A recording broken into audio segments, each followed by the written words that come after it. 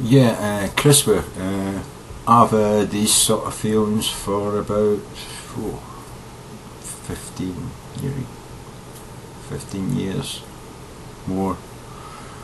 My brother served in the armed forces. He did 3 or 4 stints in Ireland during the Troubles, through the late 70s into the early 80s. You know, the previous, it was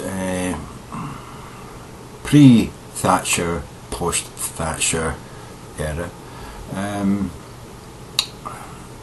He didn't have a lot of good things to say about his adversaries, but he also didn't have lots of good things to say about the people who were running the show.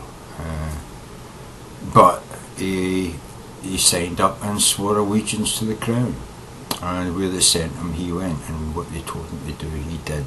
And I suppose it's no different now than it was 200 years ago when you signed up, you took the King's shilling, and you know, it got you out of the gutter of the shithole you were living in, and into a place where they clothed you, fed you, and gave you a gun, and allowed you to take your anger out on people from lesser nations, should we say. Except in Ireland, you know, very quickly, well, by the 70s, you know what I mean, you weren't allowed to do that anymore. There was all kinds of laws of war, you know, all that sort of thing, you know. And we get that now across the world. I mean, a lot of the soldiers that America and Britain has lost, and European countries have lost, fighting in Iraq, Afghanistan, you know, Libya, and if we go into Syria, yeah, there as well. It's because before it was go in hard, win the battle, kill who you need to kill, conquer the land, take those physical points on the map, take them, hold them. You know, that's what it used to be. Now it's about the cameras are there, so don't be seen doing this, don't be seen doing that, don't be shooting wildly, you know, don't be shooting any time you're shot at. If your friend gets his head blown off, you know what I mean, drag him into cover, call the medic, put him in a body bag, mark it down, try and tell people where the shot come from. We'll try and go there later and pick the bullet casing up, and maybe we'll do some investigation later and maybe find somebody who owned that gun, you know. But that's not the kind of war that we were training our troops for. It's not the kind of war we trained them for in Ireland, but that's the war they ended up fighting. It's not the war we trained them for in you know, Kuwait or Iraq. You know, yeah, go in there, push the bastards out, but please don't shoot too many people. You know what I mean? It's like, you know, conquer the land by your presence, but don't kill too many people, because it looks bad on camera when we've got lots of bodies about the place. Make it look like the enemy was the person that killed everybody, you know. That's the sort of wars we fight today. I mean, you can see now, you know, with Obama and his fucking drones, you know what I mean? Don't get me wrong, Obama's a pretty decent president, better than fucking Romney or Bush, but he allowed that dickhead, fucking Petraeus, who's now retired himself, because he fucked some bird that he shouldn't have. Nothing to do with the amount of people he's killed and murdered that shouldn't have been killed and murdered with his fucking drone strikes. No, nothing to do with that. No, he shagged somebody he shouldn't have shagged, so he's got to be retired. If the fucking shit that prick had done had been done by a British general with a proper procedure in line with, you're there to observe and find people and then let people on the ground go in and take them out, not just fly over and see, oh, that there's 10 people running into a house because there's nowhere here, let's bomb the house, because obviously if they're running into that house out the way, they're probably, you know, they're probably hiding something. Maybe it's just that they heard of the last drone fucking strike and they think, oh fuck, there's a drone, I better get off the street because they're going to shoot me, you know. And that's That is the basis of the American strike fucking strategy. If you see people running into a house off the street because the drone's there, that means they must be doing something bad, so let's bomb that house. And what have we found from this sort of drone camera bombing technique is, yeah, we end up killing lots of innocent people who get fuck all to do with the war. They're just scared of being seen in the fucking street by our cameras. And should we say, well, why are they scared? Well, why are so many motorists complaining about how many fucking cameras we've got on our fucking motorways? Why are they scared of being photographed? We're not going to shoot them, are we? The thing is, in these countries, yeah, they think that when these cameras see you, you're going to get shot. So why shouldn't they fucking run into houses? Given the operators of these machines the idea that they ran away because they didn't want to be seen. Of course they didn't want to be seen. They thought you were going to fucking shoot them if you seen them. I mean,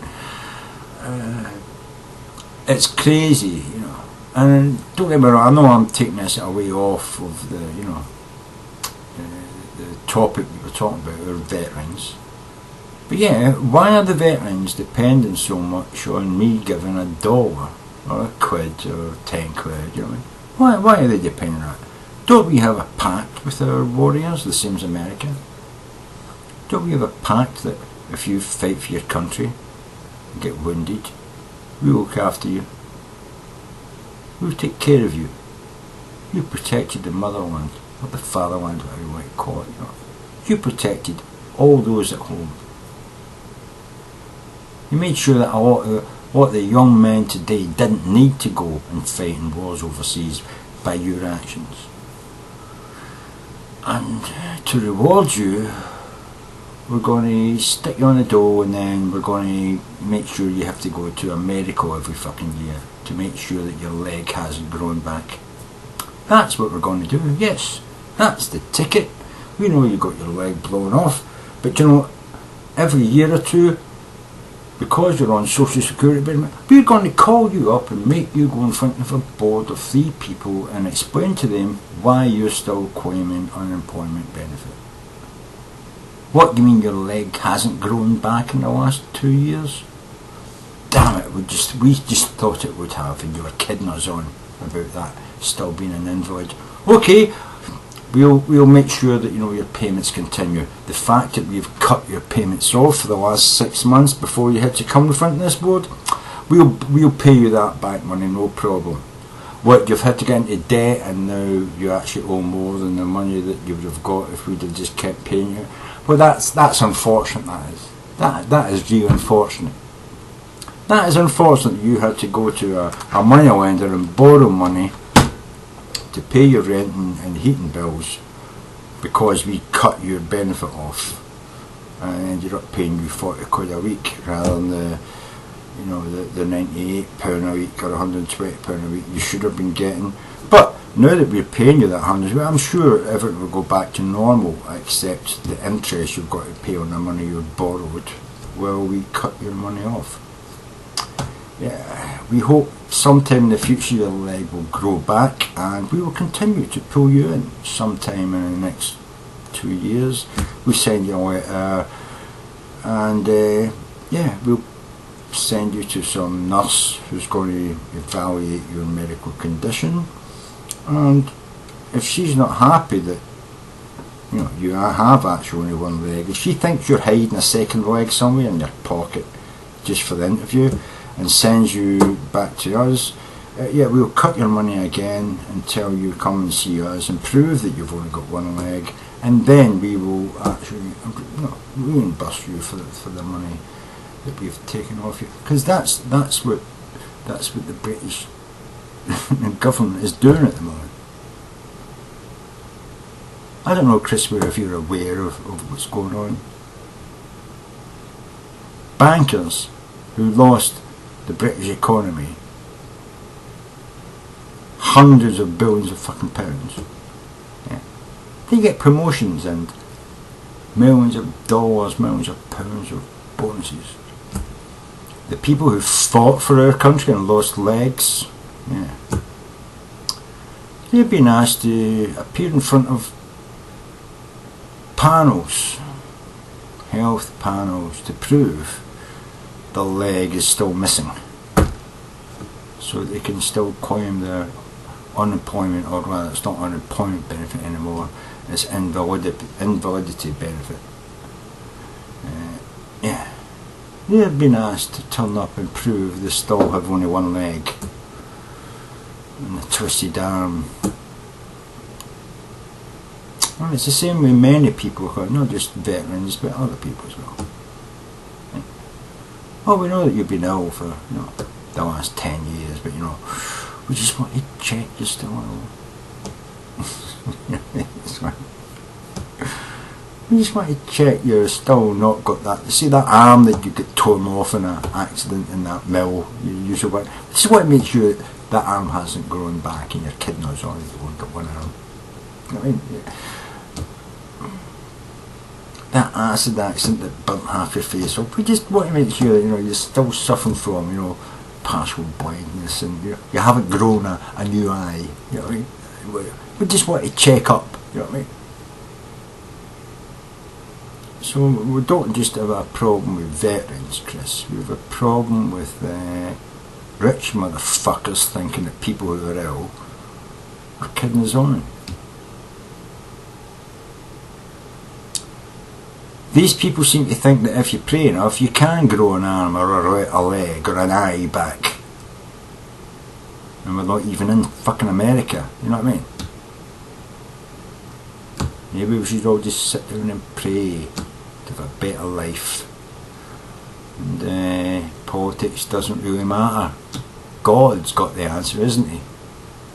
Even in fucking Britain, some of these motherfuckers think that God's got the answer, and that veterans grow legs back, and people who have had fucking accidents in the workplace grow arms back, and new eye spawns, hopefully in the same place their old one was in.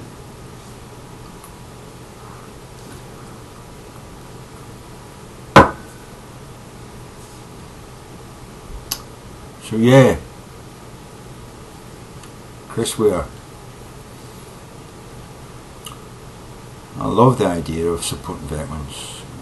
A lot in my family were veterans. Unluckily, a lot of them are dead veterans. You know what I mean? They died because they couldn't join the army but had to stay in the merchant navy, and died shipping food and ammunition to the fucking Russians across the North Sea, where they were torpedoed in fucking the thousands. Yeah. A lot of my family died because they were in merchant navy, and it was you didn't have to go and fight against Rommel in the North Arabian desert. No, you could just stay on the ship that you were supposed to be sailing on, except instead of sailing to Argentina to pick up beef or corn, no, you're going to sail to fucking Russia, where you're going to get torpedoed. A lot of my family, my uncles, First World War, several of my uncles dead, young men, 18, 19-year-old, no life whatsoever, dead in the trenches. Uncles, Second World War, merchant navy, in their 20s and 30s, with family, luckily enough, dead, drowned in freezing cold fucking water. Not very much mention of them as veterans because they weren't soldiers. Merchant navy, merchants, traders, still dead.